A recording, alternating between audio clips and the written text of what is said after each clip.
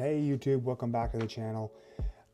We are now 10 days out from Tremblant 70.3, and this is going to be the first time I'll be back in Tremblant since 2014. So 12 years ago I last raced the Tremblant 70.3, and back then as a 30 to 34 year old I went 5 hours 4 minutes and 43 seconds, and that's with a 38:40 swim, a 2:36 bike, and a 1:42:41, so 1:43-ish run.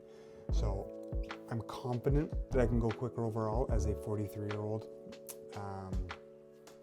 Not gonna go faster on the swim, let's be honest. I definitely don't swim enough. I don't put a lot of time into it, or enough time anyways into it, to get better. And anytime I have committed a lot of time to swimming, I just don't get faster. So I do the bare minimum, let's be honest, but I can go significantly quicker, I feel, on the bike and on the run.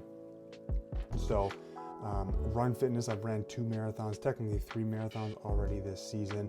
Run fitness is as good as it's ever been. The bike fitness is also as good as it's ever been. Just yesterday rode one of my best kind of, it was about 85 kilometers, best average speed I've managed outside in probably a couple of years over that distance. So super pleased with that.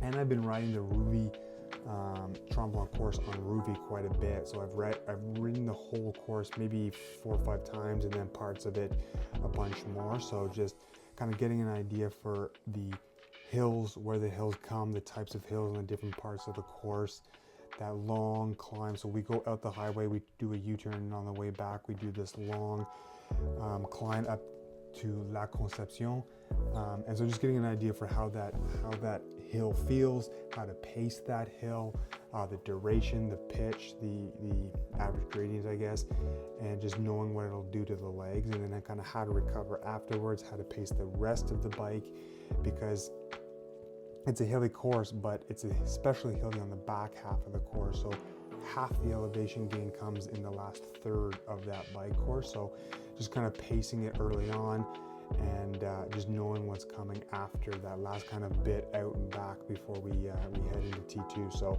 Rouvy has been great for that, riding the course a lot, and then also doing brick sessions, running off of a hard effort on that course. So just trying to get really race specific for this particular race and the demands of it.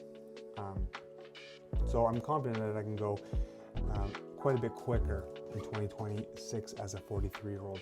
How does that look? As mentioned, the swim, I fully expect to go between 38 and 42 minutes, anywhere in there. Really don't know. Getting out and swimming in my wetsuit has not happened yet. It will before race day, but it has not happened yet. So just kind of, doing what I do. Like I've done countless triathlons, Ironman, half Ironman, so I kind of know I'm comfortable in the water, albeit not terribly fast, but I'll get on some fast feet, I'll kind of surf feet, I'll try and swim the shortest line possible, and kind of get through it as efficiently as possible, if nothing else. But I'm targeting 38 to 40, and then I'm going to try and tidy up the transitions. That's kind of where time can be wasted. You can't really, you can save time, a little bit of time in transition, but you can definitely waste a lot of time in transition. So I think my 2014 T1 was somewhere around 5 minutes.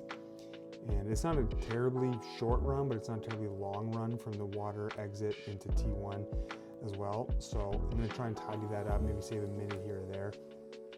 And then the bike, I'm hoping to average at least 36 kilometers an hour. I'm confident I can. So that's a 2:30 bike split, and gonna pace it as evenly as possible, knowing what's where in terms of hills, and just try and maintain around 36. Take advantage of the downhills.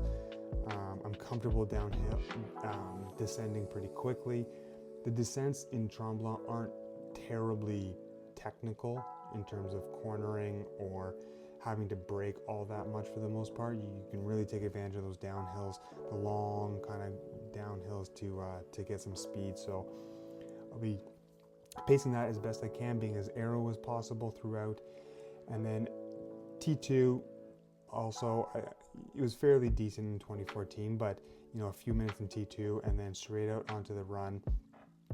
and gonna try and average around 4:30s. So the run course definitely isn't flat either, so I'll be kind of pacing it, getting into a pace early. There's a bit of climbing early on, and then we descend and it's kind of rolling a little bit. So once I kind of get into that groove after the first 4 or 5K, really get into a groove and just try and hold 4:30 or just under 4:30s for as long as possible. See how I feel and pick it up towards the end if I can. So hoping for around a 135 to 137 run split, which is right around 4:30, 4:35 pace overall. I would be totally pleased with that. So those are the goals for times for race day, and totally weather dependent. We're 10 days out. The forecast right now is something like overcast and 18, which is pretty ideal. But things can always change. It can either heat up, it can be crazy humid and hot, it can have a downpour. You never know what you're going to get this far out. So those are the goals. On a good day, that's pretty much what I think I can target. So that's the goal. So in the coming week, I'm going to put out a couple more videos detailing kind of my nutrition strategy, what I'm going to eat leading up to the race, my race morning nutrition strategy, my fueling plan for pre-race, bike nutrition, run nutrition, total carbs per hour, fluids, electrolytes, everything I can think of for nutrition and fueling the race, caffeine included. And I'm also going to put out a video kind of just walking through the course from my perspective, where I'm going to kind of strategize what in a little bit more detail. And that's it. So if you've done Tremblant, especially if you've done Tremblant recently, throw a comment down and let me know what your strategy is. If you got any pointers for me, I'm absolutely open. Like I said, it's been 12 years since I've raced in Tremblant. So I will take all the tips I can get. All right. See you in the next video.